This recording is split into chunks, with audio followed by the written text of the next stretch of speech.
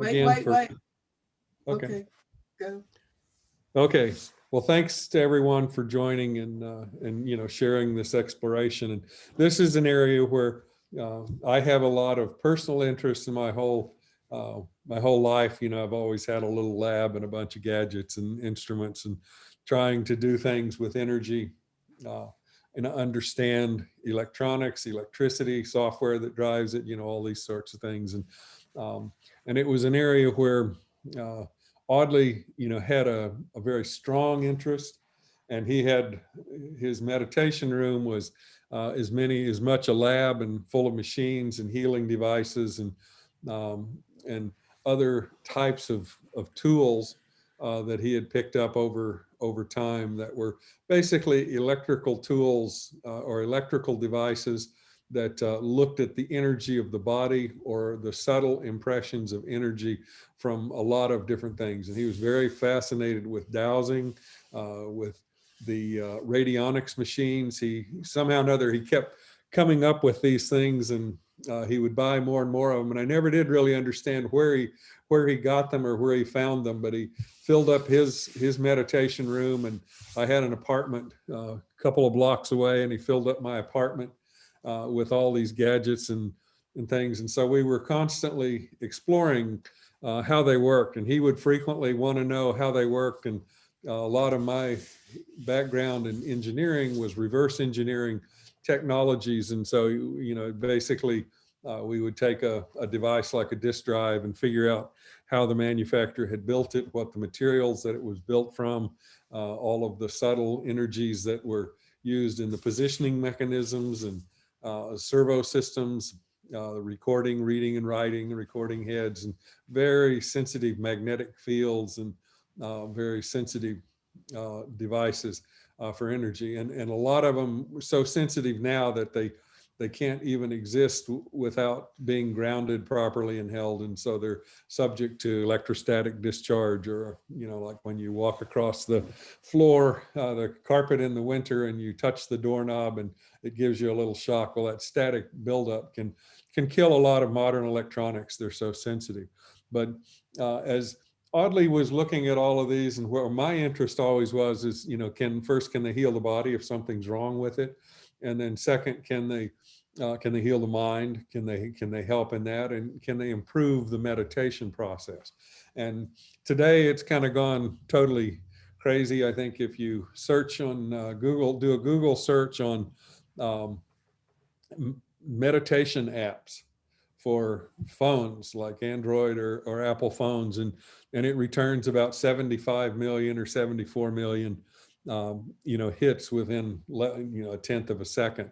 But it shows how prevalent it is in the marketplace, and there's a lot of hype. And I know people have devices that they've purchased, and I've got several $1,000s worth of things, and some of them you can sense some subtle change. Some can be very pronounced in certain areas, and some have no effect at all. But it's a huge business. And like the things I talked about yesterday in the Johnny Memorial, Johnny and Randy, and there were several of the students that had been involved in some of this stuff and built, even designed, patented, and built these energetic devices or for energy medicine to make people feel better.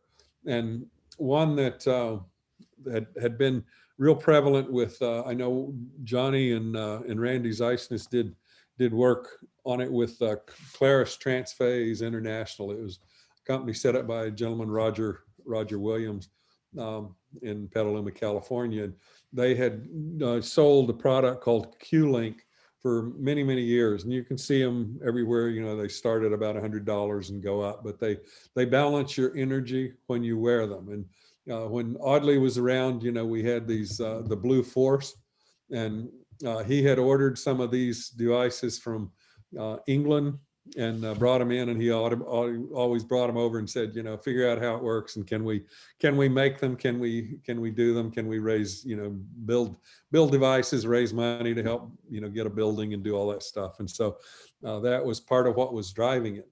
But in the energetic medicine or the technologies, you know, a lot of it, when we meditated with Audley, a lot of it went back to um, the Temple of the One in Atlantis. And some people can remember that or have memories of that past life. It was a temple that Audley had founded and built when he was wearing a different form and wasn't called Audley, but he was kind of running the thing. And you know, chief scientist might be the best title for him at that point. But a number of the people in the old Lotus Center and in the group were heavily involved in the work with crystals, with energy, with lasers, with all sorts of things that were developed at that time, and people have those memories. Some can remember even prior to that. He talked about somehow or another getting from the galaxy Andromeda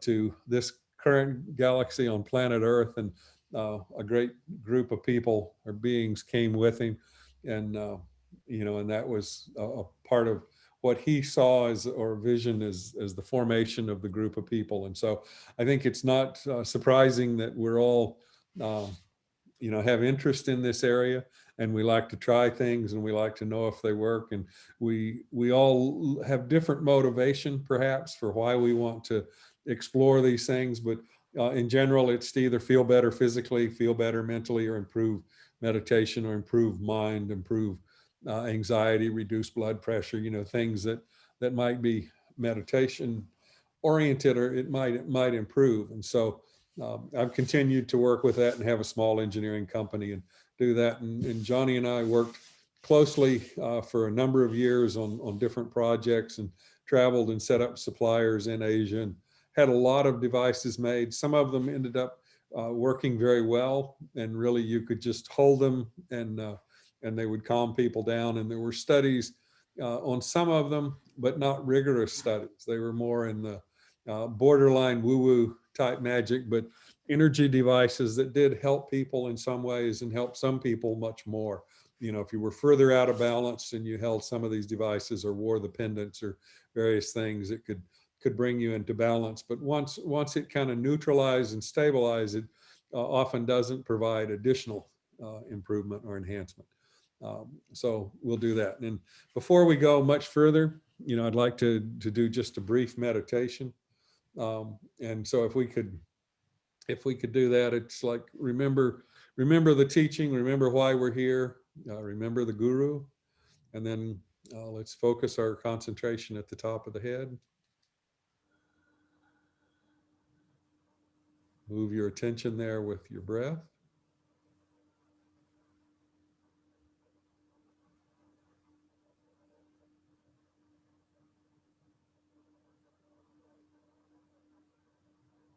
Just a few breaths, you can calm yourself down. You can focus the mind.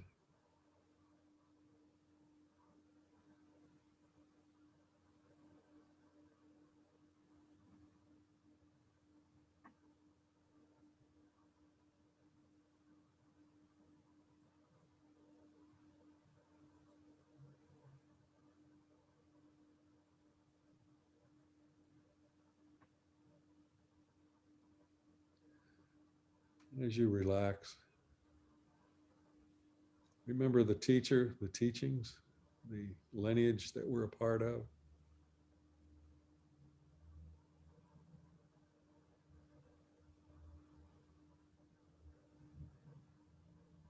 Offer thanks to your divine self and to the teachers in the tradition that you follow.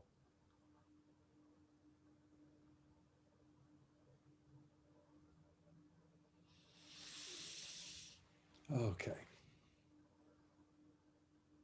That always feels better. One thing, a quote that I used in the talk last week, and it's, I go over it here because it actually, a lot of the research that's especially in meditation and mindfulness practice, it starts with wanting people want to wake up or have improved awareness of the divine self, or have visions of the inner subtle planes and things like that. And we generally like to do it as quickly as possible. And the fastest paths are probably the Kriya path and then the Tantric path in the Tibetan. And there's a lot of similarities between those. But a key part of all of them is the concept of bodhicitta, or compassion. And as a prerequisite for successful practice of Tantra or Kriya, if you want to say that, the development of bodhicitta is absolutely necessary. It has been said by all masters that to be properly qualified to practice Tantra, we must possess very strong bodhicitta motivation. And what that means is great compassion for all beings. But the truly qualified tantric practitioners who wish to follow the speediest path to enlightenment, not with the desire to gain liberation for themselves so much, but because they have an unbearable compassion for others. They realize that the longer it takes them to achieve enlightenment, the longer everyone who needs help will have to wait. The lightning vehicle, or sometimes in the Tibetan tradition called the diamond vehicle, that's the Vajrasatra, the Vajra vehicle. Diamond can cut through all illusion. Vehicle of Tantra is therefore intended for those who wish to help others as much as possible and as quickly as possible. And that's from the Introduction to Tantra and the Transformation of Desire, Lama Tuban Yeshe. And, I encourage you to look at that. But that being said, you look at a lot of the different traditions or teachings or technologies, and we try to understand, why they would work for some people and not others, and approach it, as scientifically as possible. And the reason to do it scientifically is to get repeatable results so that you can, be confident in it. And some of the areas where I've focused and studied a lot and pulled different things from the feng shui, from the Chinese perspectives, the Taoist traditions in particular, Ayurvedic, and Jyotish astrology, the sister science, and Vastu Shastra. It's kind of the feng shui of the Indian tradition, but the architectural structure of buildings, of tombs, of all those things. And I know there was reference yesterday in terms of the power rods that Audley had, and there was a specific length, and it could be very positive energetically for the body. Well, there's a strong science and tradition behind all of that in the Asian traditions, and that certain links are yin links, certain links are yang, or positive or negative. And if you want to make a tomb, for example, where you would place a departed being, their ashes or their body, you would want it to be a very stable place that would not be disturbed and would be very peaceful throughout time. And so the dimensions would all be yin dimensions and something of that type. If you want a home, you probably want a balance. You want some yin and some yang. Too much yang and always things are happening, and it may result in problems. But too much yin, if you build a house and all of the dimensions used are yin dimensions, it will be very hard to be successful there, to be motivated to move. And that's why sometimes when you look at a house, the orientation, or even your room or your meditation location, the orientation of those, in terms of directional orientation, the energy that flows through them from the earth, as well as the energy that's natural to the particular geometrical configuration of the structure, can all be very critical. And all of them have a subtle component. And then things like earthing, I'll talk more about these, pulsed electromagnetic fields, PEMF, a lot of work has been done there, and we've done a lot of exploration there. Rife machines, radionic machines, the Blue Force, the meditation cushions that we did, all sorts of energy devices.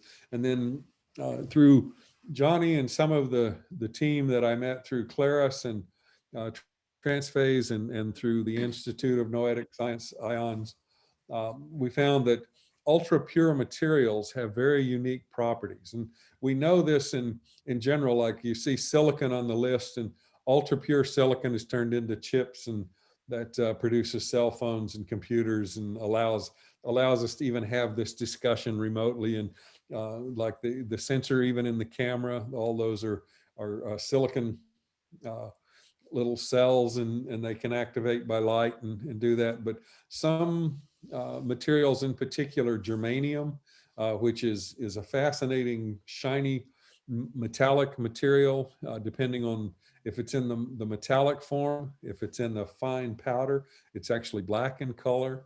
And it not only feels very good, it's poisonous, you don't want to ingest it, but it feels very good on the skin, and can actually balance the body.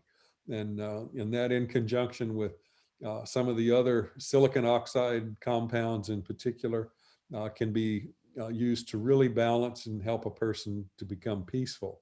And then rubidium and rhodinium, both are fascinating materials to play with, and they're often used in coatings, and you find them in your catalytic converters and all that sort of stuff. They're very rare materials, but when they're applied to coatings on material, it's a very shiny silver-like color, but has an extremely pleasant feeling for the body. And then traditionally gold, platinum, tungsten in some cases, lead, copper, different materials that have been used. But the mixed forms have certain properties.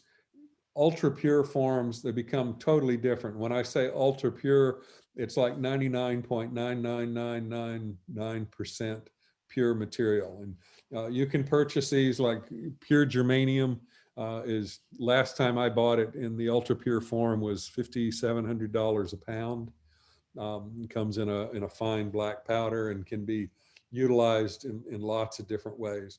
And then positive ions, negative ions, there's different stones, different devices or crystals that will produce all of these in different materials. And there's ways to measure all of these effects on people and on the body and on that. And I look at technologies that can be validated or verified, and in that way. And there's a couple of texts that I refer people to and I'll refer a lot of different texts during this talk, but the one, Altered Traits, this is done Daniel Goldman and Richard J. Davidson, and we're not related in any direct way, but he's at the University of Wisconsin, and they're both Harvard graduates, neuroscience and all that stuff, and they're probably the most hardcore scientific people studying the effects of science reveals how meditation changes your mind, brain, and body. And they work closely with a lot of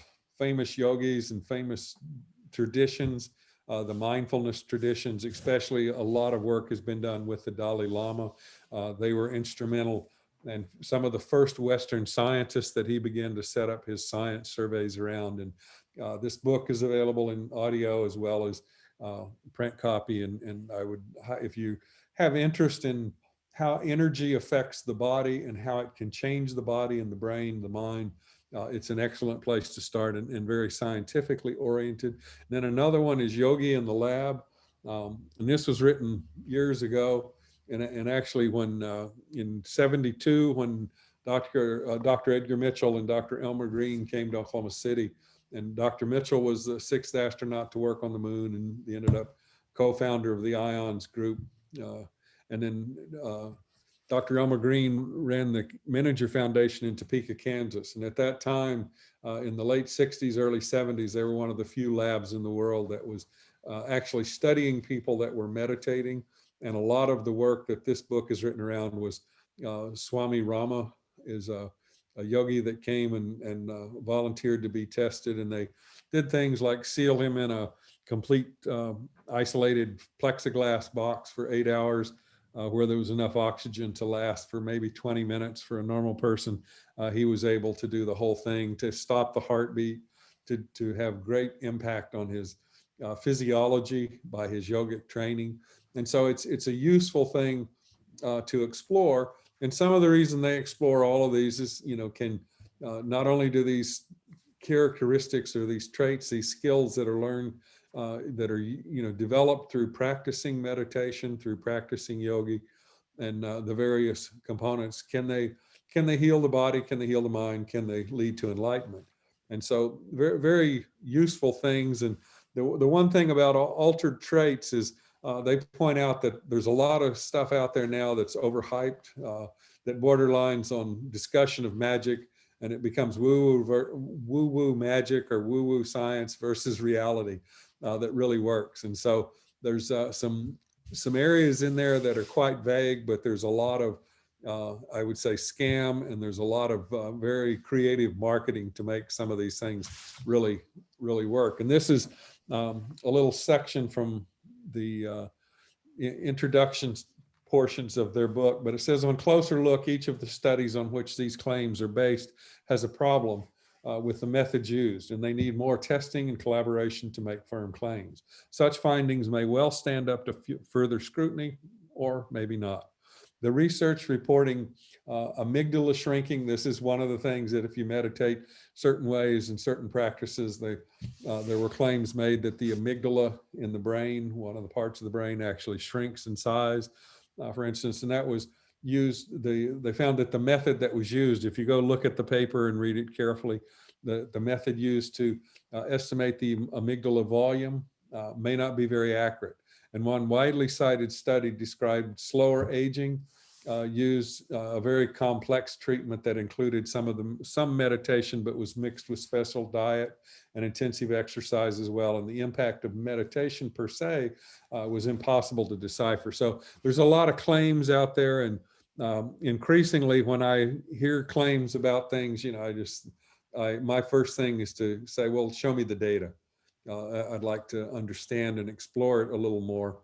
And I guess this section here was really quite good. I thought it was really relevant with what I see on Facebook, because I have interest in this and talk about it, do lectures about it, post things on it. It says, still social media are rife with such claims, and hyperbolic ad copy can be enticing. You know, like on my phone every day, I see at least 3 or 4 new meditation apps or concentration apps or various things. And the typical model right now is to, you know, let you download it for free, try it for free for 3 days or 7 days, and then pay $100 a year to do it. And a lot of them are really not very capable at all. There are a few that seem to have promising things, but most of it is not based on solid, hard science. And so I tend to lean that direction a little more. And so we offer a clear-eyed view that's based on hard science, sifting out results that are not nearly as compelling as the claims that are made for them. Even well-meaning proponents have little guidance in distinguishing between what's sound and what is questionable or just sheer nonsense.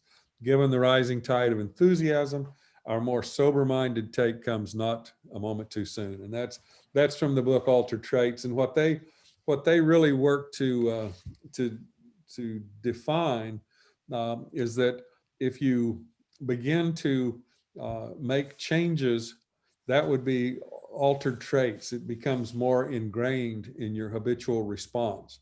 And a lot of times, and like Ken Wilber that I reference here, he talks about that frequently, and he says you can attain states of consciousness, can be, you can peek into them, where you can, you actually, through being very fatigued or through a drug experience or whatever, you can have an experience of these subtle realms, or this subtle energy, or this, different parts of our own being, our own consciousness, out of body experiences, all those things. There's ways to experience that. And most people that meditate come for they want to answer some question within themselves about why am I here, or what am I, or what's life all about? Well, and then some people say, you know, repeatedly, I never have any experience, I never see anything, never hear anything, never feel anything. I'm just a rock. And I just say, well, tell me more about what you know, why you came. And usually people, when they approach it carefully and mindfully, they can see that there are components of their life that they do have experiences. And if you really want to understand kind of the best overview I've seen on the subtle energies in Complete is a paper that's actually done by Ken Wilber. It's called Excerpt G, Toward a Comprehensive Theory of Subtle Energies.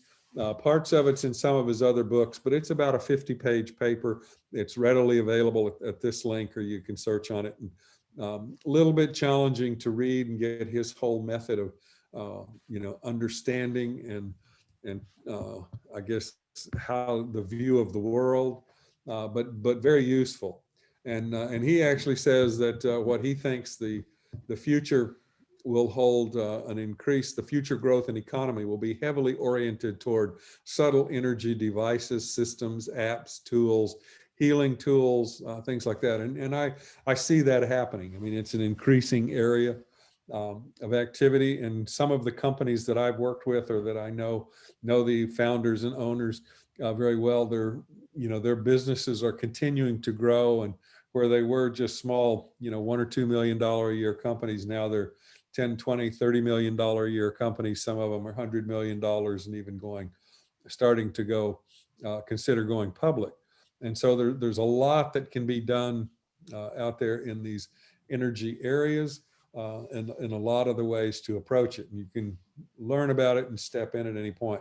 A few other people that I've met that I really have found very helpful. Dr. Mike Merznick, I'll talk a little more about him, real key in brain plasticity.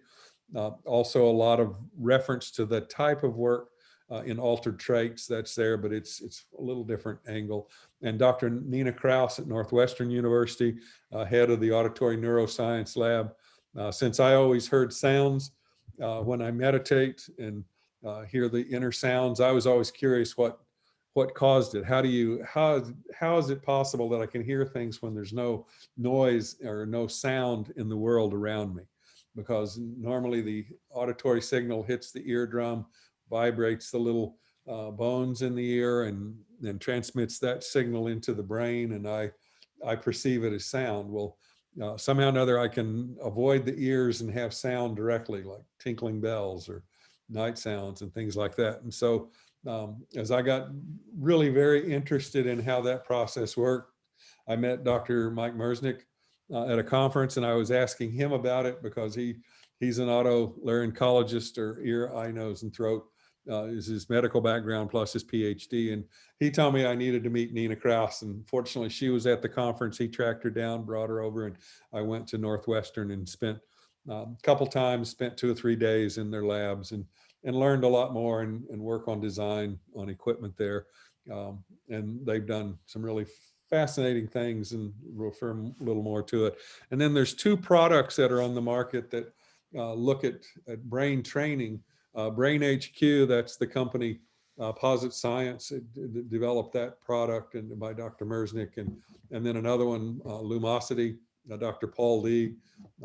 He's a student of Eric Kandel out of Columbia University, and he's full professor at Berkeley and lectures at Stanford, and I'd get into his classes. But in Lumosity, he was the chief scientist that designed most of their work. Dr. Merznick and his team designed the tools. And these are basically tools that they found you can modify the brain or change the brain by simply changing or controlling the sensory input that you make to the brain. And so in other words, you can make a game on the computer and you can have it explore certain things.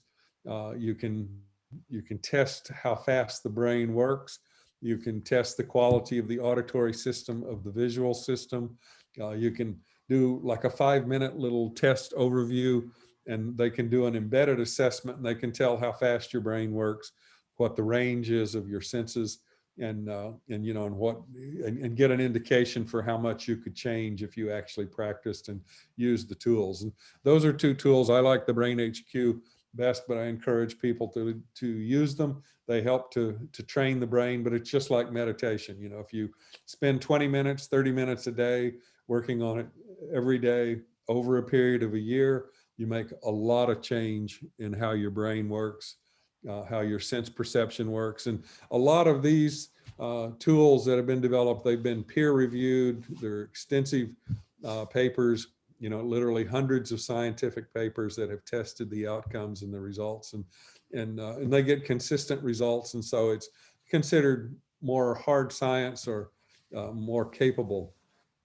science. And you have to balance that against some of the areas where it's just like, like there was an ad on my Facebook today, I think, that had certain kinds of crystals that had all this stuff in them. And, for just $99, you can have one of these and you'll live longer and you'll be happier. And then there was a very exotic looking little pendulum made out of pure copper, had some very unique configurations and little crystals in it and stuff.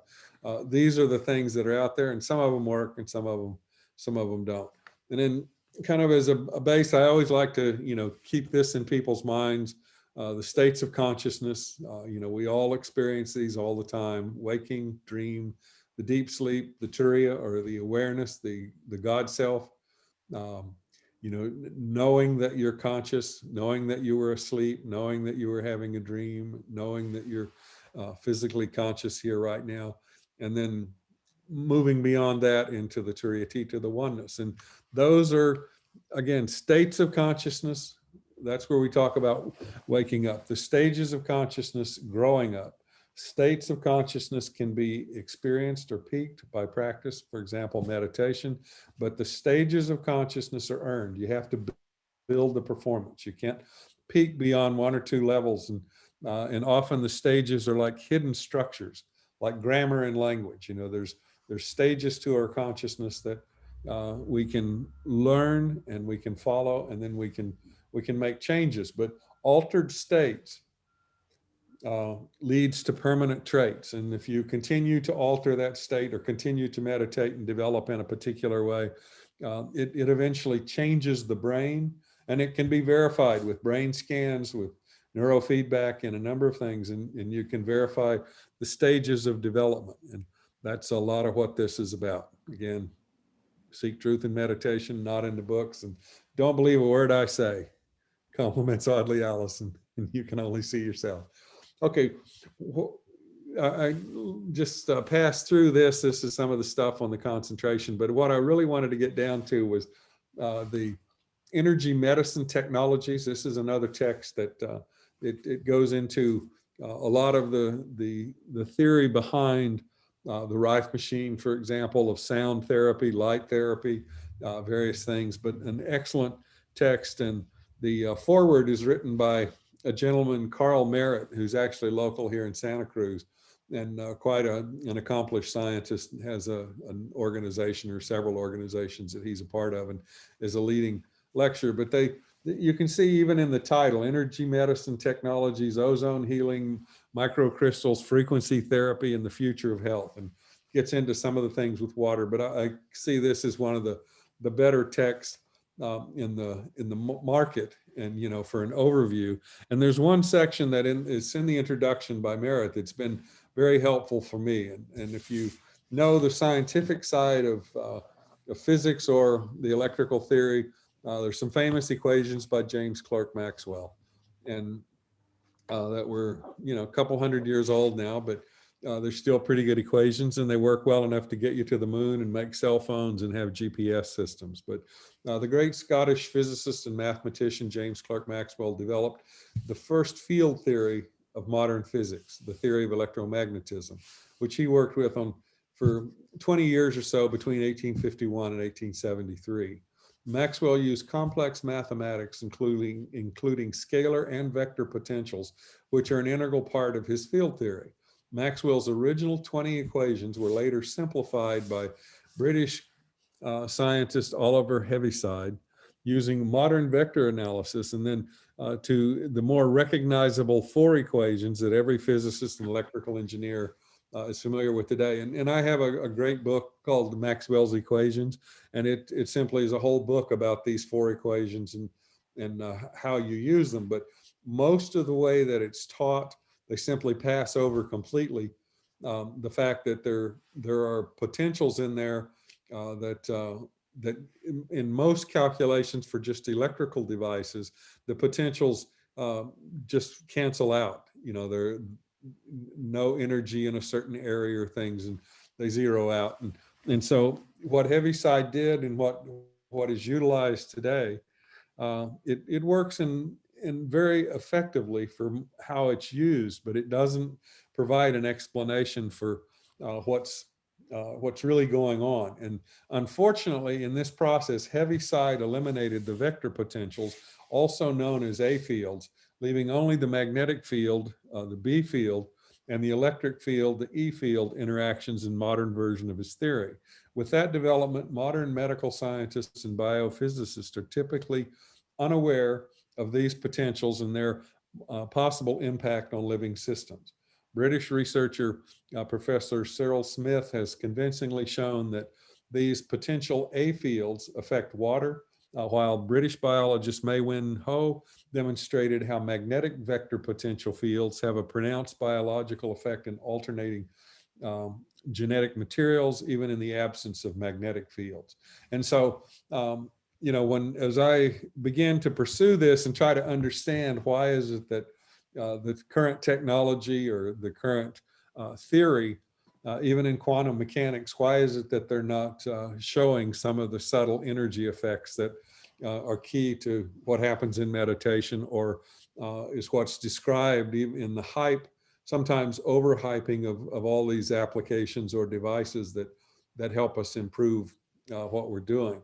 And so based on that, I began to, you know, explore Maxwell's original work, Michael Faraday's original work, and I found a lot of fascinating things, and I managed to get a few other people involved. And so there's some of us that meet on Sunday evenings and spend an hour talking about Maxwell equations, and we're reading through the original Maxwell's work. And people are interested, you know, we can definitely expand that, but it's not something that you know, you just sit and look. You need to, you know, buy the books, read the stuff, and figure it out. And some of it's pretty straightforward. Some of it's fairly complex math, but not something that's if you really want to know about it, you know, you can understand it. And then, you know, as we understand this better, we can design better tools to help people and do it. Some other text, the resonance effect. That's how frequency specific microcurrent can change how it's being used in changing medicine. Very useful. The therapeutic properties of electromagnetic waves. There's a whole lot of stuff now where there are devices that you put on the body, and it's anything from very low frequency stuff like a massage type machine to devices that claim to purport or to generate the chi energy, like it's used in the Tai Chi or the Qigong for healing effects on the body. There's instruments that you can buy in China. They're infrasonic, or very low frequency sound. They claim that the magnetic field, or the field that's generated from a healer or a spiritual healer that radiates from the hands or radiates from the body, there's claims that that is a low frequency magnetic and sound component. And so they actually build machines that have a very low frequency. And when we say low frequency, it's sub audio, less than 20 hertz in sound. And so it's more of a pulsed boom, boom, boom, like a heartbeat, you know, falls in that range, or that. But they pulse a magnetic field through the body. Sometimes they add heat, or they add particular minerals to it. Like there's a device that's used in many Chinese clinics. You'll see it. It looks like a heat lamp, but it's just a black disc that has a heating element behind it. The disc is coated with trace elements of 50 different minerals. So as it heats up and it radiates energy at a broad range of frequencies, that actually has very healing effects on the body. And some of these things, you know, healers can do this naturally.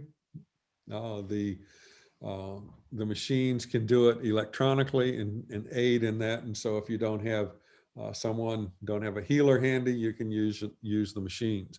And I've bought a lot of these and tested them, and some of them work well, and some of them I couldn't tell any effect, and that could be my own deficiency there, or just simply wasn't using it properly. And then another excellent text, Softwired. It's Michael Mersnick's book on brain plasticity, but he talks about how you can, he describes what's the mind is, rather than being hardwired, that you can actually change the programming in the mind. It's the fact that you can learn new things, that you can meditate and change your life. You can add compassion to your life, and that makes you feel better in general, but it makes you more relatable to others. And it's the new science of brain plasticity, how it can change your life. But excellent material. Another text I often use and refer people to is The Body Keeps the Score, Brain, Mind, and the Body and Healing of Trauma. The book is heavily oriented toward the effects of PTSD, childhood trauma, rape in particular is referenced in several chapters, the trauma associated with that. And a lot of people find it difficult to read, even though it's been on the New York Times bestseller list for years now. But the section 5 of the book has a number of different types of therapy or techniques that are used to help change the brain and eliminate the effects of trauma in the body. I encourage people to read it, but some of the techniques I've referenced those before, like the EMDR, EFT, or the tapping technologies, the cognitive behavioral therapy. And then they found that one of the key things in getting rid of trauma and PTSD is I have people do yoga, have people work in theatrical settings and take on a different voice in a play, have people sing in a choir, and particularly doing things grouped together. And I think it showed me some of the value of having the group interaction. And I think that's very important, especially in these troubled times. And I think just like the session we had yesterday, a nice memorial and a memory of those that we care about, but that brings groups together. And if it can be done in a positive way with positive expectations, that's a very healing effect. People feel safe and comfortable. So it's things that other texts, The Brain's Way of Healing, The Brain That Changes Itself, Dr. Norman Doidge. They deal with a whole range of the mind or brain technologies and how they change, and how you can understand how your brain works, but how it can be changed and transformed. And those are kind of popular treatments of it, but a great place to jump into some of these things. And then text by Shinzen Young, I've referenced before, The Science of Enlightenment. He talks about a lot of the meditation technologies that are out there, and Ken Wilber references those in some of his, but Shinzen Young is a little more, is very hands-on. He was doing work with a team at the University of New Mexico in Albuquerque, and they were exploring ways to actually shut down part of the brain. And there's some ultrasonic techniques that are utilized that can actually, they energize or heat, they drive enough energy in it that it heats a small part of the brain. And you actually can lose, if it's focused, it has to be focused very precisely. And, they put all these stakes in the head and little points so that they can get that exact point that they need to affect in the brain, but it puts you into one of the most advanced states of sense of oneness with all things. Often when people are in that state, they don't talk. They're kind of beyond words, beyond speech. And if damage occurs in that part of the brain, they generally do not communicate at all. But some meditators can move in and out of that and get to the highest level. They compared it, Shinzen Young compares it to what in Buddhism is called an arhat. And it's fully realized beings that realize their sense of oneness, or the oneness with all things. The sense of becoming the Buddha, becoming that consciousness. And when you get into those states, he's met some of those people, interacted with them, and he said it was when he went through the training there, it was similar in that sense. But these are not training that can be utilized at home. You can if you turn the intensity up just a little too much, you fry your brain. If you do it in the wrong spot, you may disable yourself in some way. So they're very precise, but he does make an interesting assessment. Like all of the technology that he's tested, they all seem to have some effect, and they're sometimes subtle changes. They'll progress to a level, and then, you know, it doesn't seem like it's working anymore. And that's why you buy all the nice toys and you set them on you use them a few times, you set them on the shelf, and then you set them on the shelf because it doesn't give you a new buzz every day. You know, it's like it helps you to understand a deeper part about yourself, but once the understanding is there, you no longer really need to do a whole lot with it. So it may be best to read about things rather than purchase them, unless you just have an unlimited amount of money. Another text that you might find very fascinating is called Connected. Roger Nelson, and I met him through the IONS group, but he has hosted through the Princeton lab, Princeton Pear Lab, I think it's Princeton Engineering Anomalies group, and they look at strange things like random number generators, quantum random number generators.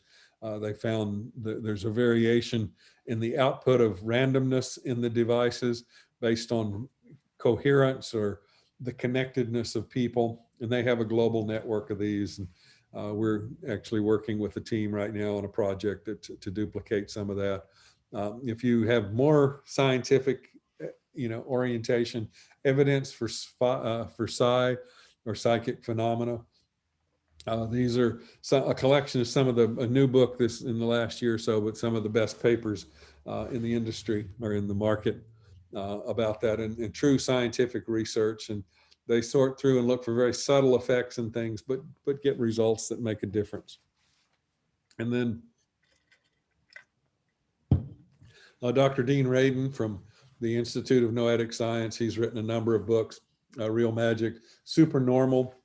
Actually spent a year in India on a fellowship, and it kind of looks at the comparison between things in the Yoga Sutras, the spiritual powers that are there. And again, he's trying to see, can we test this stuff and validate that it's real, or is it real magic, or really things happening in the interaction between mind and bodies, or is it just wishful thinking, woo-woo science?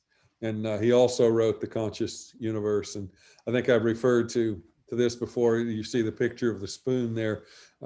Dean was exploring some of that, actually went to one of these spoon bending parties, and he was simply holding his spoon, watching someone else that was starting to get results, and his spoon just went folded over in half. And he said he didn't consciously do anything, but he still has that spoon on his bookshelf in his office because it's a true anomaly.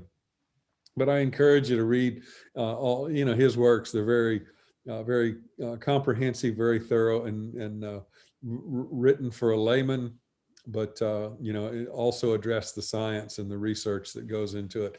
And he's one of the top people in the world, and probably one of the more accomplished scientists in doing that. And when I first met him about 15 years ago, I walked into a room and I was amazed, because I had met him at the Temple of the One with Audley, you know, a few thousand years ago, and hadn't seen him in a long time. And you know, you walk in and you see somebody and you recognize him, you think this is strange. But anyway, you know, that's that.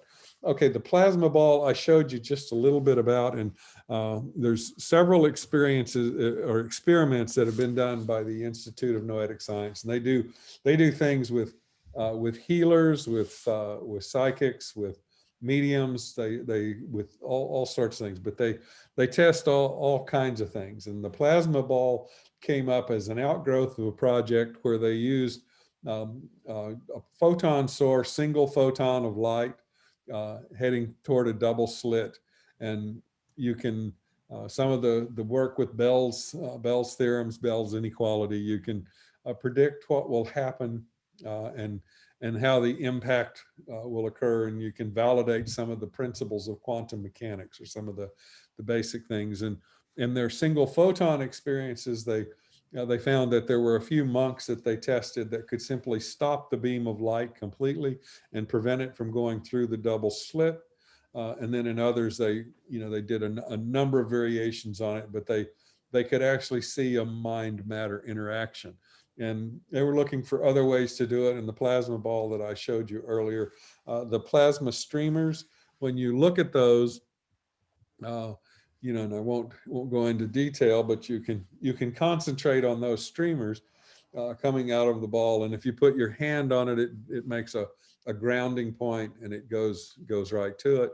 And, and you can concentrate and maybe have an effect. And so they just came up with an experiment where they have someone sit down and focus on the ball, and they have a camera that's watching the ball. And we've got this software set up, and that's why I have several of these and the little computers to monitor it and control it. But you basically find that in a controlled environment, or just letting the plasma ball run randomly like it's doing behind me right now, if you map out where the streamers touch the glass, the streamers of plasma touch the glass, it looks like a random distribution. And they test for this and test for randomness. And then they can put the ball in an enclosed chamber that's completely electrically isolated, that is, no one is there, no one has any effect. There's no direct connection to the chamber, only an optical connection that allows data to move in and out. And so no electrical, no vibration, it's dampened in that, it's soundproofed, all sorts of things. And once they do the experiment and they let it run, and they have, the instruction is given to concentrate on the right side of the plasma ball. And, I'm sitting here and the plasma ball is 50 miles away, sitting in the isolation chamber.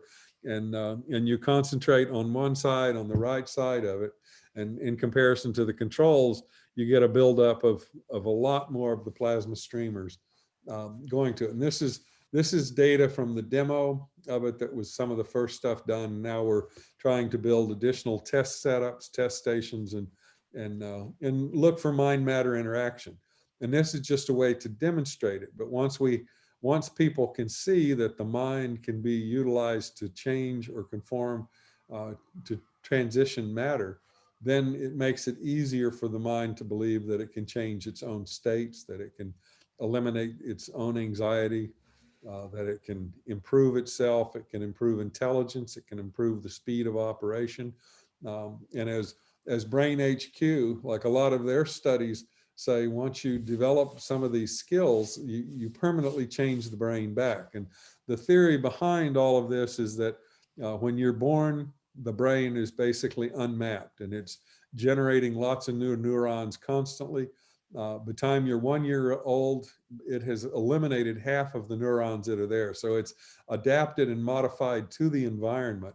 And it effectively maps out the sounds that you hear, the language that you hear as a baby, all those things. It maps those into the structure of your brain.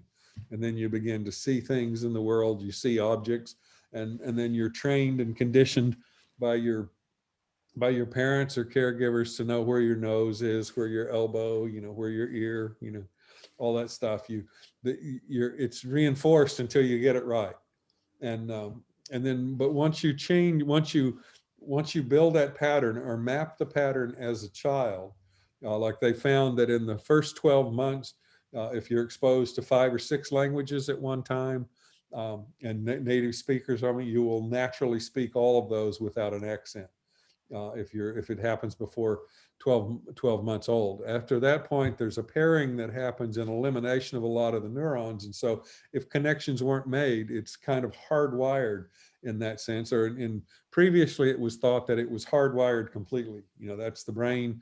You can't change it. And babies can learn language, but adults can't.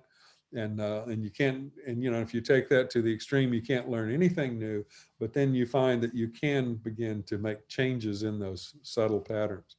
And so you do it and do that. Some of the other useful things, earthing, this is something that just recently validated this again with one of my friends that's having blood pressure issues and stuff. Found that, you can go out and simply put your bare feet on the earth, and it has to be grounded. It's preferably damp or moist soil, and even bury your feet up to the knees or so, and sit there for a while. But doing that, being in contact with the earth, actually brings a lot of balance to the body, and we'll heal some issues with the body just from that contact. But it will definitely make you feel better. And I know Audley used to talk to us about going out and walking in the grass and I shared that with one of my children, with Crystal, my youngest. And so she was at a park in San Francisco and she decided to go out and walk. And the first thing, she walked for a few minutes, then was stung by a bee on her foot. And then she walked for a few more minutes and there was dog poop. And so, you know, you have to be careful where you walk, but you know, you can heal yourself and you can do a lot of things. So I'd say if anything is wrong in your life, one thing that you can do that's easy and cheap is just go out and put your feet in the dirt, you know, and it can help you feel better. And then there's a whole lot of stuff, and all of these are fascinating text, and you know, can teach you a lot about the various forms of energy. And then the other I mentioned earlier, PEMF, pulsed electromagnetic fields, and this work came about. And you know, when you say, okay, does this subtle energy work, does it ever amount to anything? Well, as they were trying to put astronauts into space, the Russians and the US independently found that there were a lot of things that when you take the gravity and the electromagnetic fields from the Earth, if you take those away from the people and put them on the moon, or you put them in a space capsule and let them go around where it's greatly changed, there's a lot of systems in the body that simply don't work as well. And the bone density, for one, begins to deteriorate very quickly. And they could measure this in just short periods of time in space, like for a few days, it was noticeable. And so NASA, we don't know how much the Russians spent, but NASA spent over $30 million at one point in doing research. And they found that the natural rhythms of the Earth, or the shaman field, it's the natural resonant vibration frequency of 7.83 hertz. And this was something that Tesla had come up with, and lots of people through time had noticed this characteristic of the Earth's magnetic field and protective field. But they found that if that field was not there, a lot of the things in the body didn't function properly. So they actually modified space capsules and stuff, and they put coils of wire in them, and they generate frequencies that's the same as the planet Earth, and they're very low level magnetic fields. But now there's a whole science and a whole industry building these mats, and a lot of them are marketed only for animals because FDA has some restriction in some areas, so you can get the version that's for animal doctors. And then there are some that are approved, and most are made in Europe at this point. And I've tested a number of these, and they tend to work quite well. They can really heal and balance some things. I know several people that have multiple, everywhere they live, they've got one of these devices that they either hold, sit on, or use for treatment in the body. And there's a lot of things, and it's fascinating stuff. But and if you want to know more, I can do that. And then another area that in neurofeedback, and this is one of the techniques that's discussed at length in the Body Keeps the Score book. But as you can put these sensors all over your head, and you begin to monitor the signals in the brain, you can actually identify or baseline your own brain, and then you can you can understand what it is. And then there's training that you can do to modify the brainwave frequencies at the various things. And there's then information energy medicine. These are a couple of texts that they're not my favorites, but I've read them, and they have useful information. Another one is Stalking the Wild Pendulum. Istok Bentov. It has some fascinating ideas on the mechanisms of consciousness and machines. He was an inventor, patented a lot of things. And then if you're more interested in the audio neuroscience, these are the two books. This one, this of Sound Mind, is coming out, I think, in September. Dr. Nina Kraus, I'm really looking forward to it. She's a fascinating scientist, and she's the editor of the Frequency Following Response. But they basically figure out how your auditory system works, and they can inject signals and then pick them up on the C0 right at the crown of the head. There's a point that you can get signals out of the brain stem, very low level signals, but whatever you hear goes in through the auditory nerve, through the ear, the auditory nerve into the brain stem, and you can actually tap that signal, pull it out, and you'll recognize the tune that's being played as it transitions through the brain. Fascinating stuff. Another area in sound, and there's a great deal of work, listening for wellness. It's the work of Alfred Tomitas described there, but he found that even the sounds that you hear when you're in the womb and your mother is carrying you, those sounds, you hear her voice, and some of the ailments, and especially things like the dyslexia and other characteristic functions that people may have when they go back and listen to audio of their mother's voice that's been treated in a way to where it would sound like what you heard in the womb, and it basically filters out certain frequency bands. But anyway, they can just play those sounds to people, and it actually corrects brain challenges, and they have certain tones for reference for training for various things. But again, fascinating technology that can be done. Won't go into those so much, but did want to go, I know the neurofeedback stuff, there's a lot of the equipment, and you typically see something like this, get 16 channels of signals, and you can analyze those and see what parts of the brain are active at any one point. And then the tools that you can train the brain with will help you to reward you for generating certain frequencies in certain sections of the brain. And they have found that the signals in the human body, and this is kind of a complex map, but it shows you at the top, the EMG, or signals that are generated by the muscles. Those are 10 millivolts, or, fairly easy to monitor and measure. And then the ECG or EKG, the heartbeat, that's at about 5 millivolts, and you can measure that anytime you go and get an EKG or something. They're hooking in and measuring that signal. And then the EEG, or brainwave, electroencephalograph, those are down around 1 millivolt, so they become harder and noise affects it more. And then the frequency of them shows across the bottom. Like brainwave frequencies, most brainwave activity happens between 0 and about 30 hertz. But then there's some activity in the gamma frequency band, and this orange band here in the center, that go up to 50, 60 hertz, maybe even higher. And actually in deep meditation and super conscious meditation, where people are merging with that oneness, an increased activity of gamma comes in the brain, which was a big surprise when they began to study this, that the most advanced people had the most active brains, where initially it was thought that they would have the most still brain, or the most in the delta frequency range. And then the complex auditory system, there's a whole bunch of stuff there, and signals and fun stuff. But a lot of this work, it's based on, it comes from Dr. Marty Woodke. He's one of Roy Davis's students. He's one of the top people in the country really in doing neurofeedback and brain-based stuff. He's in the University of Santa Barbara and has a practice in Santa Barbara, but he provides some information and breakdown that I found very helpful. And at higher consciousness, the gamma brain waves in the 30 to 50 hertz. And when you meditate without a seed, we've talked about that before, or with a seed, the object of concentration, and that, but those would happen in that to be most effective.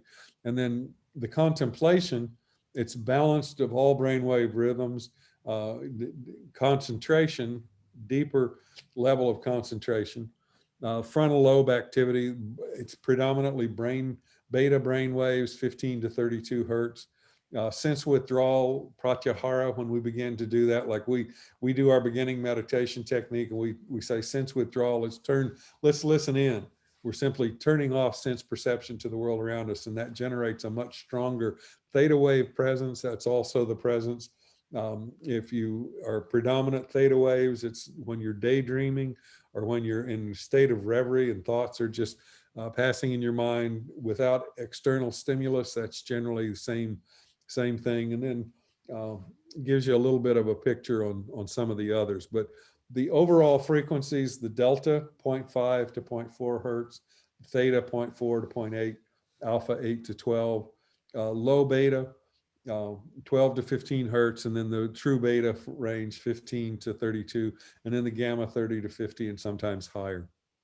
And if you're really interested in this, it's and people want to go deeper with it, maybe I can get Marty to come through, and he can certainly handle questions much more, but can do this. And some of the things we've done is, and the little team of engineers I work with, is we have several of these neurofeedback people that want very unique devices that have certain range. And so we do designs to try to help facilitate that either through software or hardware, and provide things that can be done. But kind of a overview, some of the frequency range, and then some of the other text. But I think that's probably a good place to pause.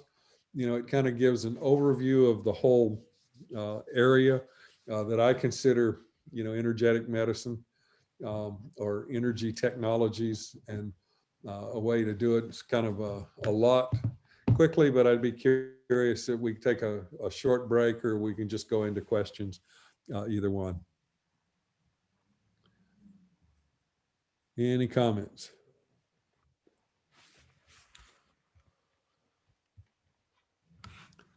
Ben, I've got a question. Yes. I've been wondering about. There was a machine that Oddly used to have, and for the life of me, I can't remember what it was called.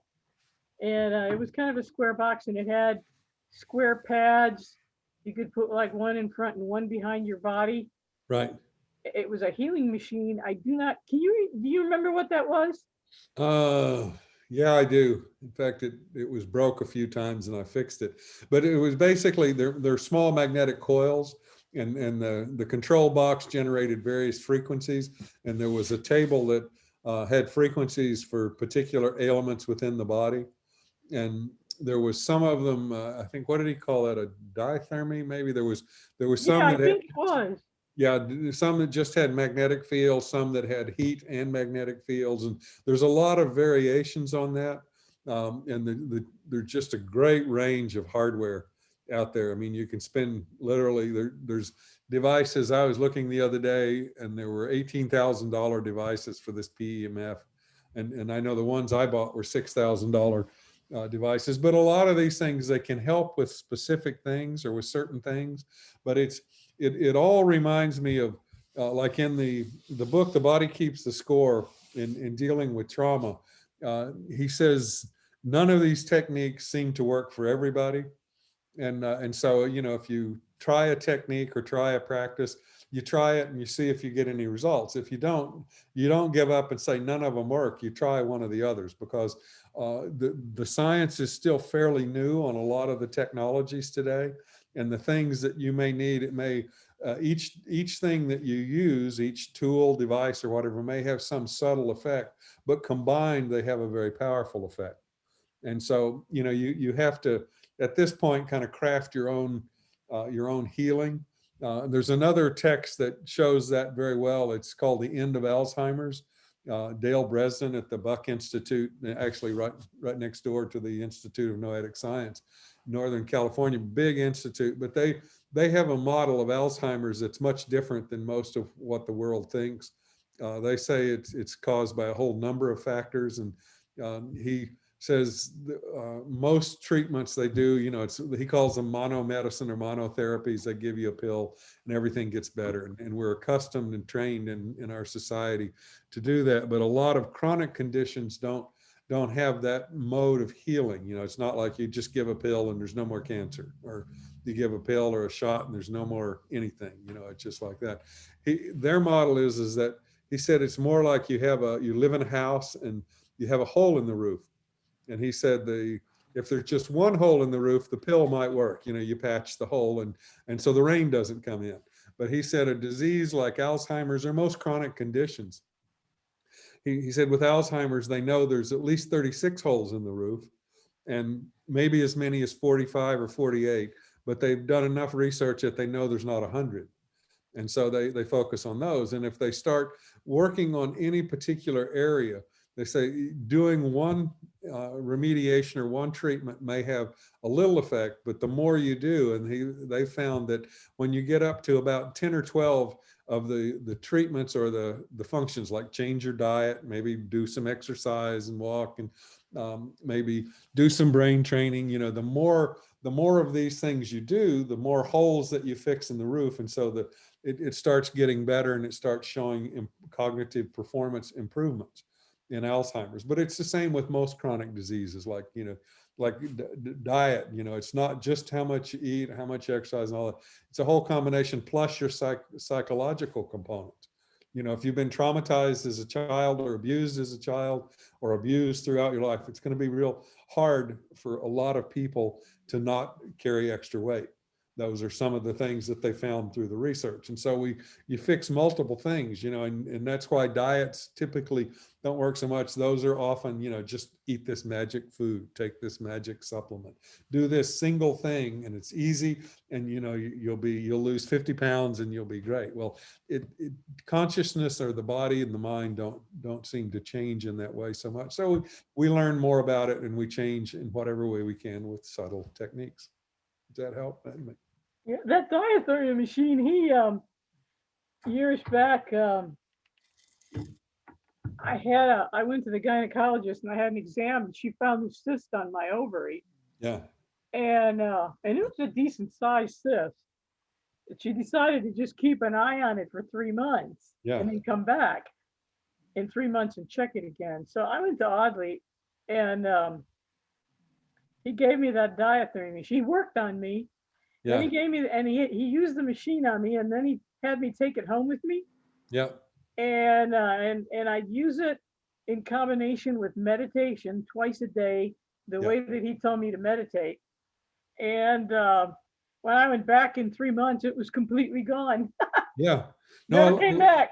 A lot of the machines, used properly and used with a positive mental attitude and with meditation, and especially when you have a master healer and wizard like Audley, you know, like I teased him a few times, you know, it's just like, I always thought he liked magic, and and the whole thing with magic is the art of the distraction, you know, and if you give somebody a machine and say, take this home and use it so many times, you know, they'll do it and they'll feel more empowered.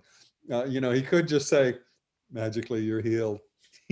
Go home and you're healed, you know, but that puts him in his ego in the forefront. And he was very good at that. And many healers that I know, in fact, I could almost say the best healers that I know, they always have some distraction that they use. And sometimes it's an assistant that is doing all the stuff, like the stage magician. You know, he's got the lovely young lady or the handsome young man, and they're doing that, but your attention is following them while they're doing sleight of hand. Well, healers will often do this so they don't have to deal with the ego component of it. And they'll often use machines, and even some shaman, things like that. They'll have objects of power. They may energize an object and give it to a person and say, carry it next to your heart, or, you know, heal. But it's a way for them to avoid the personality involvement with it and to make it more clean. And Audley was notorious. I mean, I watched him just heal people completely, you know, with a touch. And but he wouldn't take credit for things like that. You know, that was just his nature. And you know, and Johnny did some of that stuff. I worked with Johnny on some of it. In fact, I think he got that dietary machine after Audley died, because I used it at his house. Mm-hmm. He might still have it. I don't know, or might have. Yeah.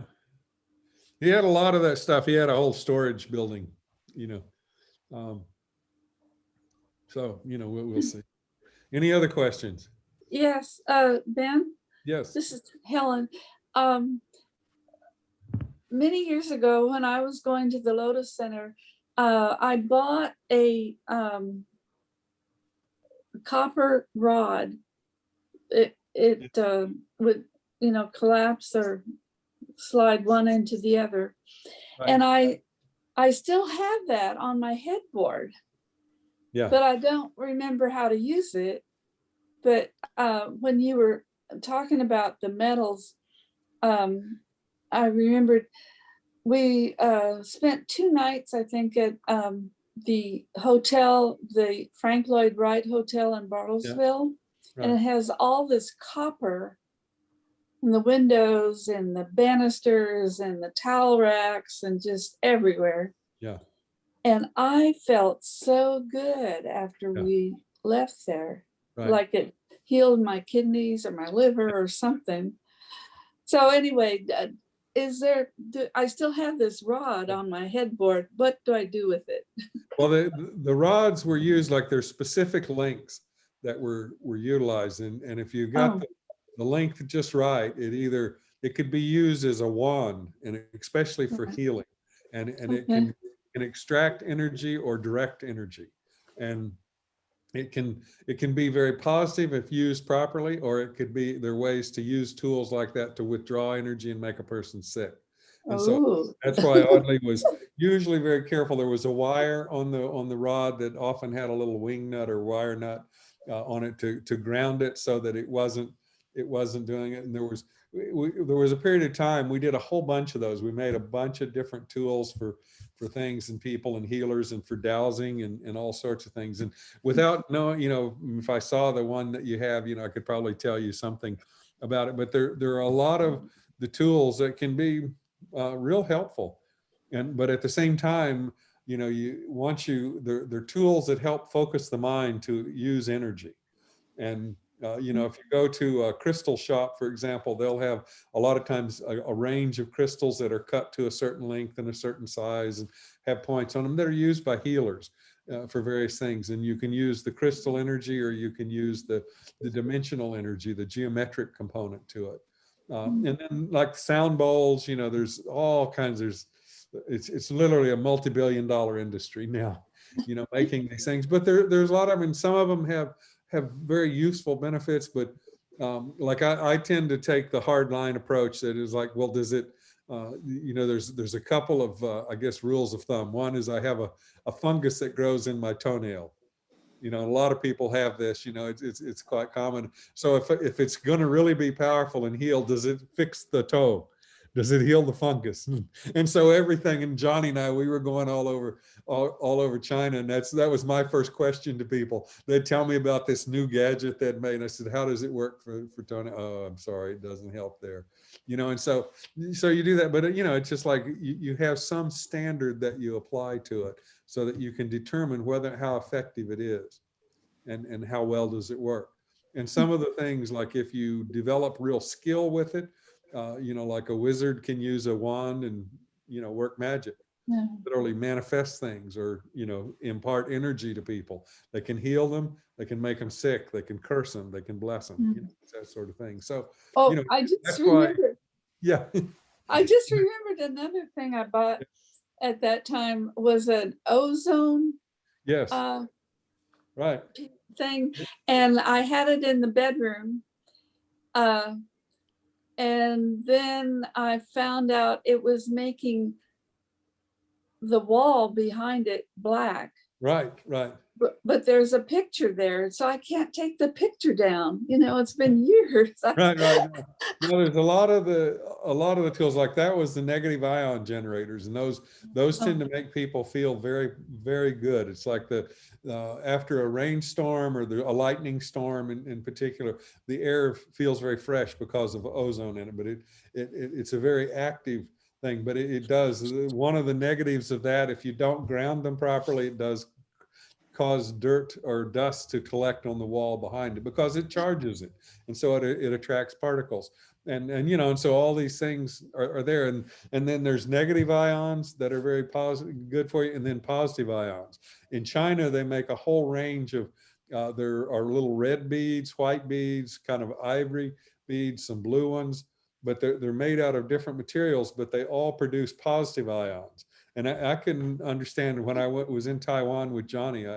We went to this one company, and the guy said, "Oh yeah, these are real strong ones. These are 200,000."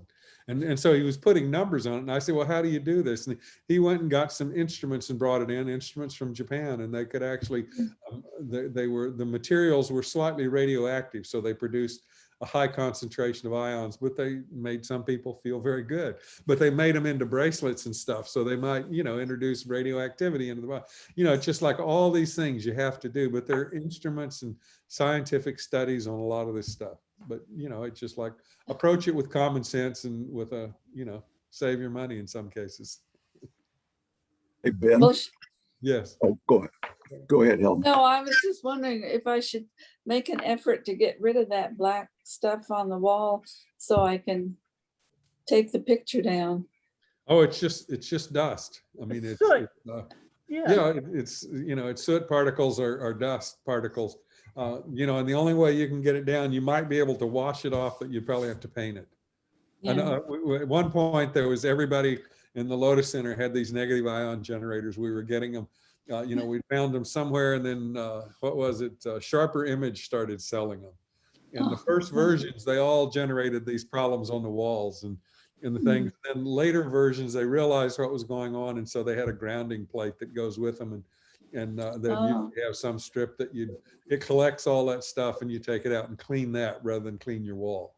But Oh, you know, cool. it says, okay, the technology Right. improves, it enhances. Sort of, you know, same Well, stuff. am I cursing myself by keeping that old dust? No, it's just like, you know, it's just like we got our own dust, you know, our own crap. We just carry it around with us. We're a dust cloud. dirt. Every time we breathe in and out, you know, we're all breathing the same air and doing this. We found out, you know, this can be a problem when you have a virus in the air. You know? Well, I don't know. We had a Morningstar speaker, and we always have a discussion, you know, and this was on health, I guess, and I said, well, you know, a friend of mine in the operating room gave me my two big kidney stones. Yeah. No, gallstones. And I said, and I still have them. Right. She said, get rid of them right now to get rid of the situation. So I went and threw them in the backyard where we bury food waste. Yeah. You know what? I had to have my gallbladder removed, I don't know, about 7 or 8 years ago. And I had this big gallstone. I had a pocket in my gallbladder where it had become entrapped and had this huge point on it. Thank God it didn't get dislodged before I had it taken out, because it could have lacerated my gallbladder and then sepsis and all that. But anyway, being curious like I am, when I had to go in to have my gallbladder removed, I told them I wanted my gallbladder stone. Would they give it to me? So I wanted to see it. So when I was in the recovery room, they brought me a little pill bottle that had the stone in it. Yeah. And it was probably the size of a jumbo olive. And Wow. it had this unbelievable long, sharp point on the end of it. But I thought it was interesting, but I kept it for a few weeks and then I just threw it away. Oh, good for you. Yeah. Well, I didn't see any reason to keep it, but but you made me laugh, because I wanted to see mine too. Fascinating. Hey, Ben, Yes.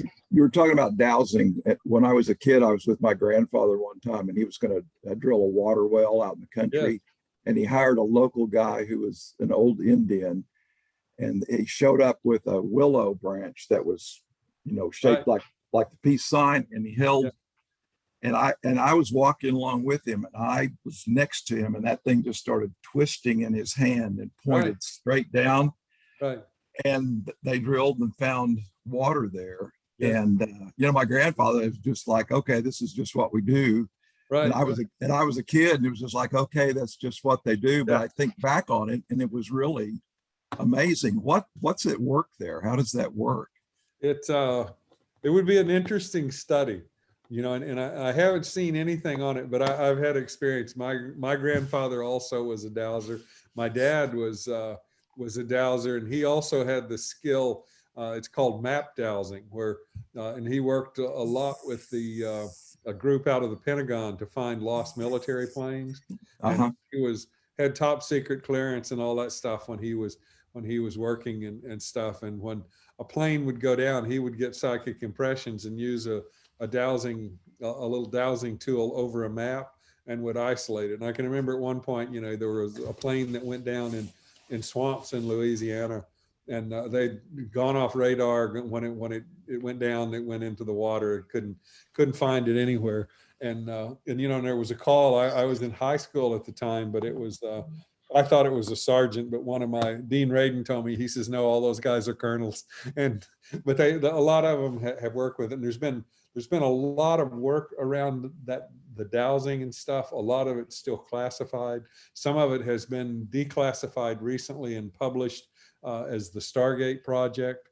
Dr. Edwin May from Stanford Research Institute, he's the one that headed that program for a long time, and they were declassified, and so they published them. But they go into detail with it. But there are strong forces, and I know I had the same experience as you, only my grandfather said, you know how to do it, and I was like 17 or 18, and he had peach branches, and he had willow branches, and he had some other kind of, I thought it was like oak or blackjack, but it didn't work very well. But he said the peach or the willow were the best.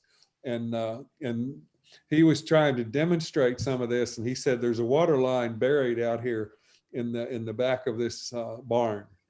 And he said, if you take the rod and you go out and you walk slowly and you clear your mind, you can find where that water line is buried. And sure enough, I was walking out there and I thought, I'm strong. I mean, I can hold this sucker. It turned down so strongly that it twisted the wood inside the bark. He said it had to be a fresh peach or fresh willow. But it literally twisted the bark on the thing and pointed right down, and they dug there, and sure enough, that's where the water line was. And he says, anytime you need to find, you need to do a well or something. And we always did that. That was just standard kind of stuff. And yeah, in Oklahoma, Well, this one was a willow, and it had to be an Indian, so I don't know. Yeah. Well, that was one of the things. My grandmother on my dad's side is full-blood Comanche, and there's the great grandmother on the other side is Cherokee, and so there's cards from all these tribal things, and so that was part of what they said is we're part Indian. That's why we had that skill. Yeah. But some of the research that I have read said it can be trained. It's like everybody seems to have some natural ability there, and it has to do more with stilling the mind and the energy in the body, and then that will manifest. And I haven't seen anything that identifies the energy source. What causes some. I mean, it's a pronounced strong effect.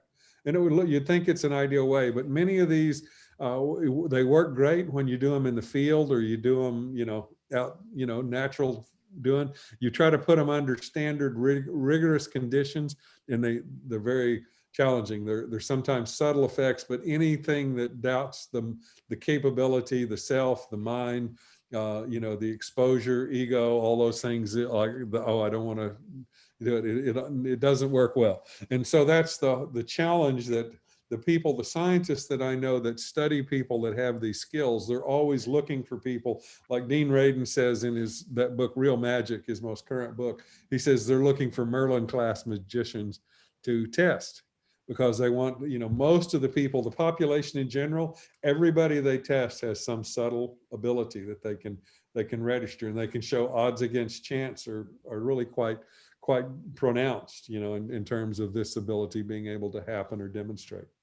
But then you get into those double slit experiments where just the mere presence of an observer or even thinking about observing it changes the outcome. Right. And that's the kind of the world we live in. That's why they experiment with these things like the plasma ball or the double slit, the photon sources, single photon sources, the healing sources.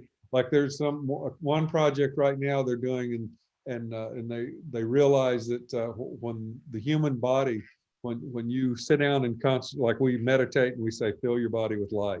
Well, when you do that, actually, they can measure more photons coming out of your body. And there's there's some, like I saw some app just a few days ago, and it was saying, so many photons per square centimeter per second are emanated from the normal body. And there's very sensitive cameras that can detect subtle single photons. There's cameras that you can buy that are really quite inexpensive, and they will detect these things. And you can meditate, and it increases the intensity. But then they tend to say, you find one person that maybe doubles or triples or quadruples, or it's 10 times the power of normal. And then so that becomes the ad copy. And, before long, it's overhyped to the point that, you can't see the subtle effects. So a lot of people test the things, try them, and they don't work. So, that's kind of where it goes. But there's some fascinating things if you want to approach it scientifically, and study it, and then, take good data, analyze it properly. You can learn a lot. I wonder if you could use dowsing rods to find where noxious rays come in and go out of your property. Oh yeah, we used to do that regularly with Audley. I remember Johnny doused a lot. Yeah, no, at one point, there was God, probably mid 70s. Audley, there was a couple of students, Dave Baggerly and Randy Ziesness, and two or three others. I can't remember names on all of them, but they were dowsers. They came from that. So Audley said, "Oh yeah, I know all about that stuff." And he got out his dowsing rods and all that, and we were going all kinds of places. But looking at the energy configuration, like ley lines, noxious rays, all that stuff, you can find those very easily. With that, and you can mark them out. To do that, you start with a large map, and then you go to the edge of the map and you walk the property lines on it, and you use your pendulum or your dowsing rod to detect it, and then you can triangulate, and you can actually find the lines going. You're seeing it on both sides of the property, or maybe it goes in and it does some strange things. But I remember he took me one time to someone's house in Norman, and the children were suffering from extreme nightmares. It's like every night they'd go to sleep and they'd wake up just totally screaming and out of their mind, and they'd be seeing these scary monsters and stuff. And we went out and did dowsing for the whole yard, and found that there were 2 ley lines that kind of configured right outside the bedroom. And that was another area that Audley had special rods that we could drive into the ground on ley lines to redirect them and stuff like that. But you can fix things like that. Again, subtle energy awareness. But what we found is that you can fix them in the movement of those lines, like noxious rays and ley lines both. They're not totally fixed. They're a little bit dynamic and static, and like water tables drop and they may move in position. So you fix them and then you go back and it's different. So anytime you're doing that kind of work, you just have to understand the kind of the subtle nature of it, and the subtle differences and variations. And then you go out and you just keep working on it. You fix it. Yeah, I remember he used to say, I remember when he taught us that, and how to find them and how to move them in with the rod, and paint the blue rods and all that stuff, and use your pendulum and all that. Yeah. In fact, I had where I lived in Norman, I had a couple that intersected on my property. Yeah. And there was a big black anthill, and then I noticed I was able to follow it, and a block and a half away, right in line with it, there was a huge anthill down there. Yeah, right. And when I finally moved the 2 rays on my property, the anthills were all around the neighborhood that I had noticed along that line disappeared too. Yeah. But right. then he also said, like you were saying, that they're movable and changeable. In fact, we could even the way that you think, if you're really angry or you blow holes in your force fields and stuff like that, that can allow them to come in on your property. Right. Now, there's a lot of things. We live in a very interesting world. It's fascinating. It is. I think the Buddhists call it impermanence. I think you're right.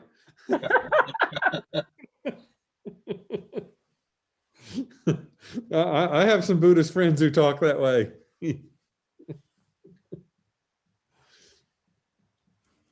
I think Connie said she signed off. I saw a little note. So time-wise, I guess. Yes. Yes, Ben, I have a question on the orbs.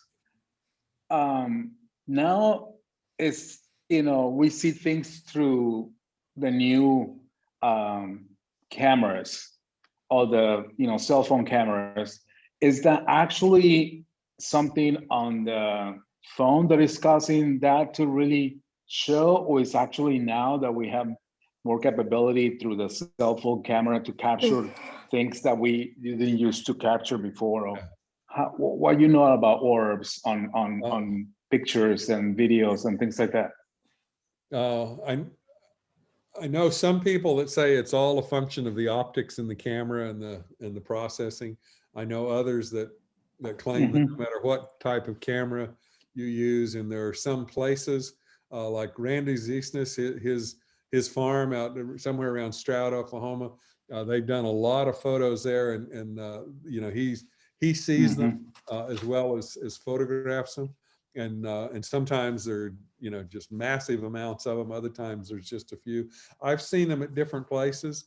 I'm not totally sure. I don't think it's just the cameras, but I know that when I've seen things like that, and like I've taken pictures and seen the orbs in the image that I took, but somebody else that was right there took a picture and it's not there at all. So it makes you wonder if it's the lighting. It's just like all sorts of things. I haven't seen any good studies on it, but there's a lot of people that talk about the phenomena, just like with UFOs. There's lots of people that have had experience and sightings and things, but they don't know what to make of them. It's just like sometimes you see things that you think, wow, that was really fascinating. I have no idea what it was, but I don't even know what it was. And yet there were 7 of these things that look like stars that were making this snake-like pattern in the sky. It's just like, who knows? Be a good area to study. Okay. Yeah, definitely.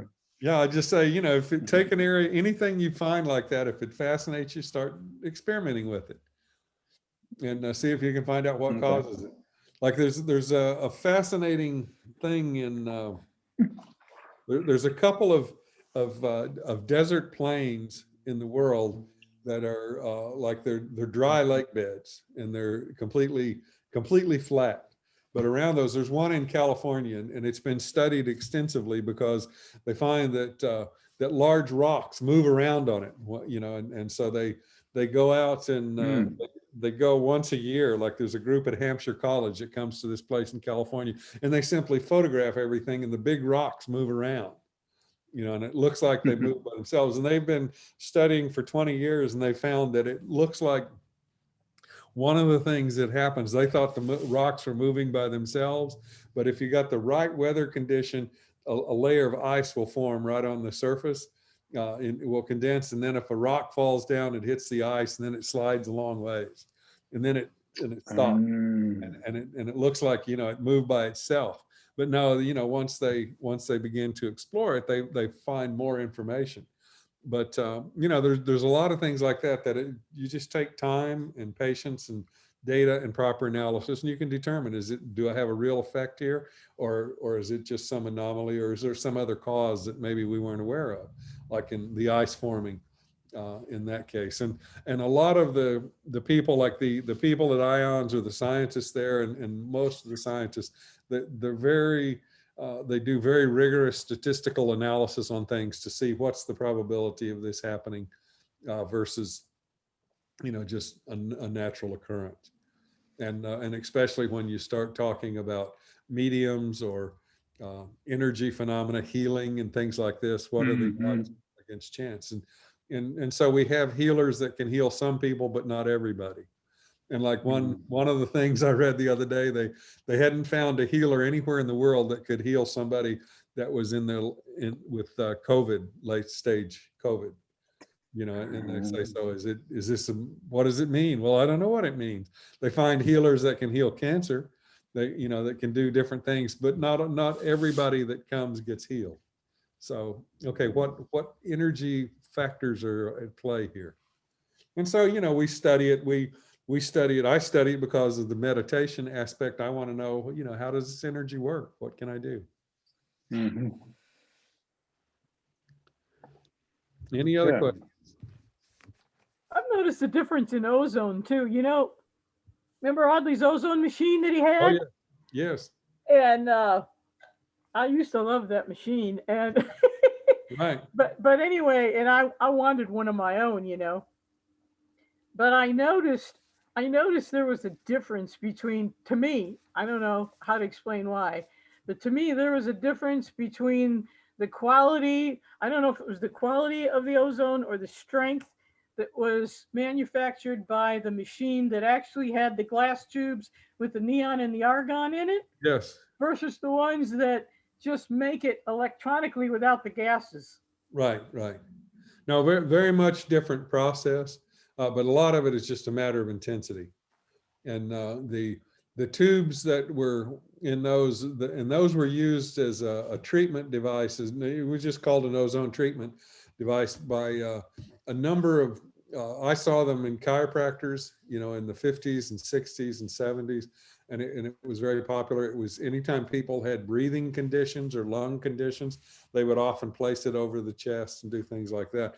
And someone noticed, you know, I think oddly noticed that when entities were, you know, disincarnate spirits or, you know, demons, entities, whatever you call them, elementals, they did not like that the sound or the frequency of the ozone machine that was created. The small ones, the negative ion generators, they weren't particularly effective at that at all.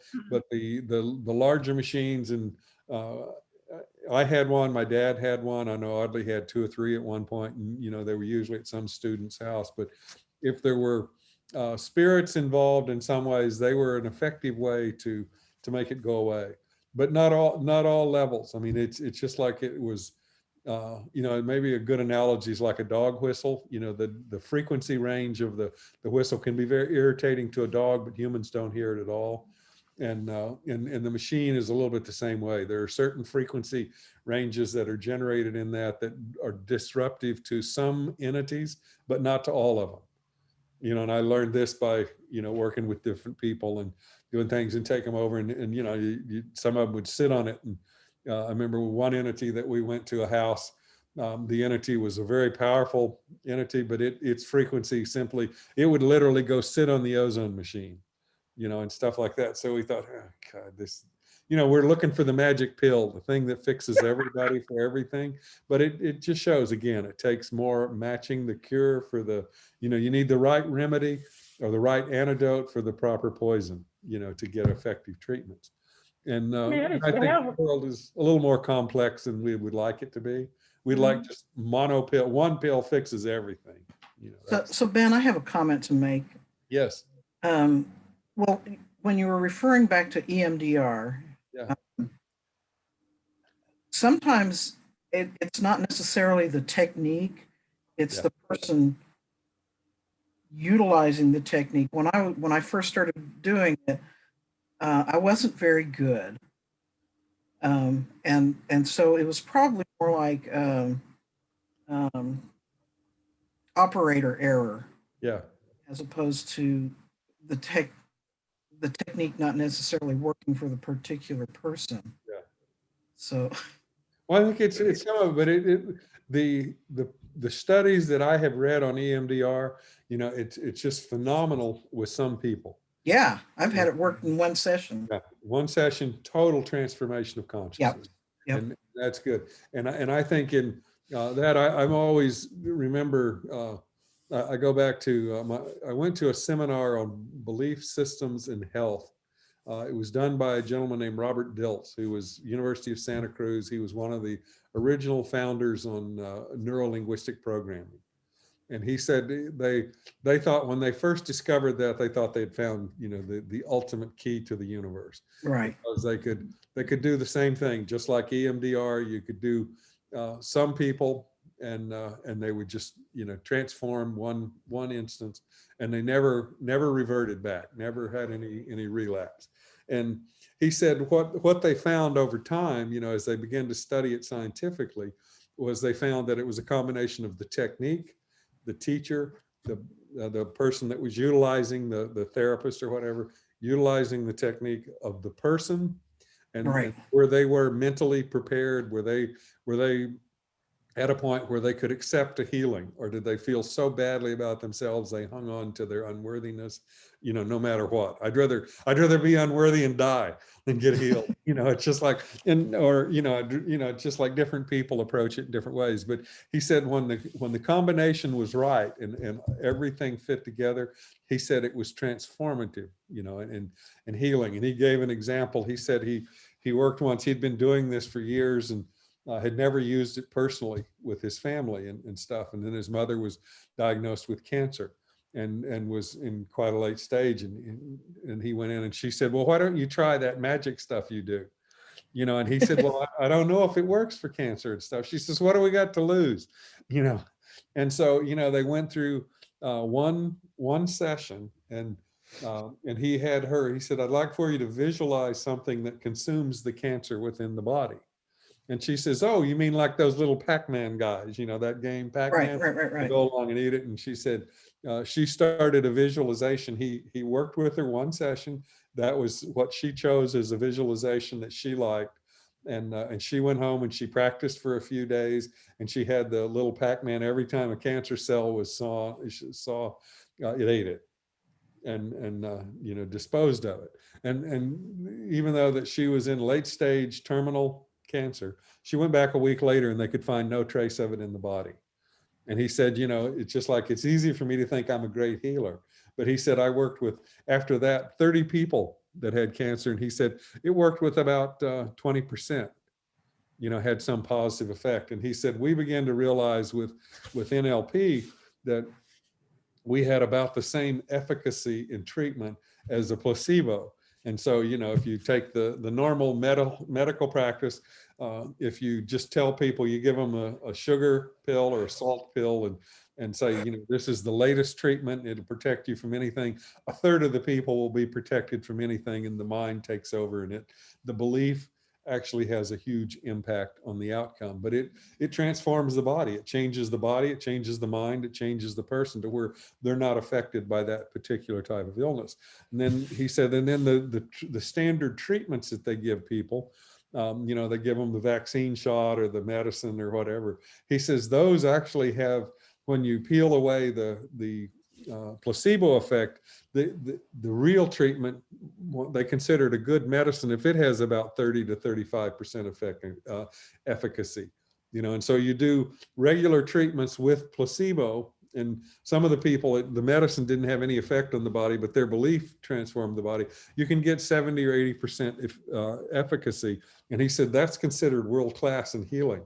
So it's like none of the treatments work for everybody, do everything. It's just like even the vaccines now. They say, oh, you got the vaccine, you got 88% probability that you will not contract it. And if you do, it's going to be lower impact. But I think you have to look at all of these techniques in that way and a balance, and realize that sometimes it can be very helpful, but it has to do with not only the therapist, the technique, and the person, and then the timing of all of it. It's just like it can be very useful. Okay. I had a comment about the ozone machines. Yes. I had the same experience that Helen had. I set it on a desk in my bedroom, and a few weeks later, there was black stuff everywhere. Yes. And it actually ruined a picture and some clothes. Yeah. And recently, we had a new air conditioning system installed, and one of the filters is electrostatic filter. Right. Well, we noticed there was an unusual smell from that, the equipment, and we thought, well, it's just new equipment, and it's got some kind of smell from the manufacturing process. Right. Well, after about 2 days, I walked into the room where there was only one of the units that had this device on it, and I walked in and I go like, oh, I know what that is. That's ozone. And we found it to be rather noxious. Yeah. It was not pleasant. It was so strong Yeah. that I basically turned the unit off and put a standard filter in. Right. So back in the old days, maybe it wasn't quite as, or maybe the type of device, like you say, made it unpleasant. Yeah. Well, it can make it unpleasant, but ozone, breathing pure ozone, it's highly reactive. It's toxic. you know, and you know, it can actually do damage in the body and all kinds of things. And so, you know, it's just like anything can be an antidote, but it can be a strong poison also. And Right. and that's one of the things with all these tools and gadgets and everything. Some of them can do damage as well as be helpful. And Yeah, you so know, I turned it off. yeah, well, like one of the things with those devices that Audley had, we found that if you you needed a flow of air across it. So generally you would set them next to a window that was open, and then you'd get a fresh air, and then you wouldn't get so much of the stuff on the walls, but at the same time, you got rid of the entity. So But the entities will just stand outside. They wait for you to come out, and then they there you jump, go. you know? I had another observation or question, or you know, maybe something about the dowsing, and that the fact that you used a fresh cut Yeah. branch to do the dowsing. And so my thought was that the tree wants to find water Yeah. for its roots, so that Right. if it's an old one, you know, probably wouldn't work as well as a fresh one, because it sounded like when the experience you had, it actually twisted the bark.